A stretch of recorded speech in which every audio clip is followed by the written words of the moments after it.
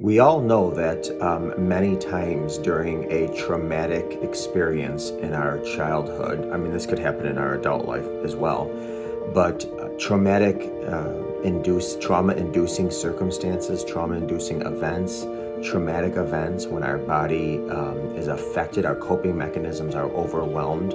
Oftentimes, what gets affected is our internal systems, our internal understanding, our internal belief system of ourselves. And what happens is that it either gets very dull, which affects how we feel about things and the way we are to do many things, feel sexual pleasure, connect with other ones, be emotionally vulnerable, which is why a lot of times when adults come together and one had a traumatic experience or a trauma-filled past, it's a challenge. I don't want to say it's impossible, but it is a challenge to completely trust someone when you've had a traumatic background. It's a challenge sometimes to open and express yourself in a sexual way. It's a challenge to do many things, especially with connecting. And one of the reasons is because in a way you've kind of disconnected from yourself with this belief system. Now, this is where a lot of people start doing things to numb, distract, avoid, such as doing drugs or anything else that's impairing. Addiction can come at this point. If somebody has a belief system of they're worthless, they're not valuable, drinking, drugs, even sex addiction comes in.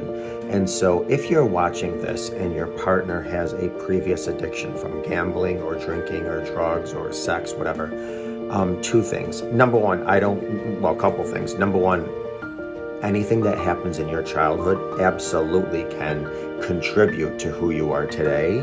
But having said that, you are still an adult to make decisions. So even if you have a traumatic background, you should still not make decisions that you know are going to be hurtful or unhealthy in a relationship.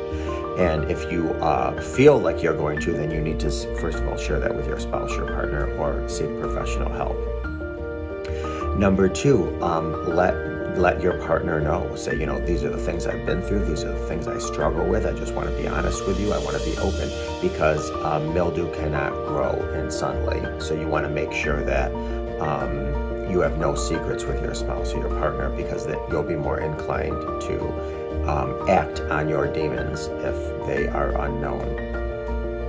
And also for the partner watching this that maybe discovered their person had a secret sex life on the side and it was caused from a sex addiction, please understand it's not that they were, wanting to sow their wild oats or, enjoy the single life.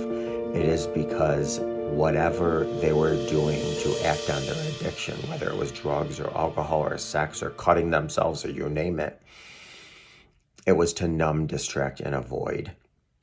So I just want to say, again, I don't want to make excuses for anyone's behavior, because if you are an adult watching this, at the end of the day, you still have decisions, you still have choices, you still have resources, you still have a support system to ensure you don't act on your demons.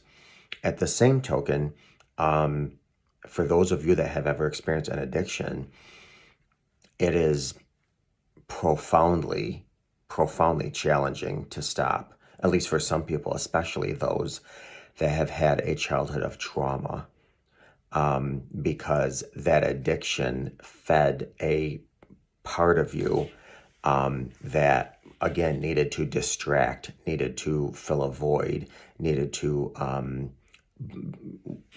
it almost became an internal part of who you are. So it's not like, picking up alcohol as an adult and then becoming an addict, or picking up drugs as an adult and becoming an addict. This almost morphed into a part of who you are today, which is why it's very difficult to help those that took on an addiction from trauma. So I know this was kind of complex. I apologize, but I just wanted to let you know, if you're watching this and you discovered your spouse has, or partner, significant other has a sex addiction, I really encourage you to look at this very much as almost a food addiction. It's to numb, distract, avoid, and it's nothing about you, nothing about you. And there is hope and there is help.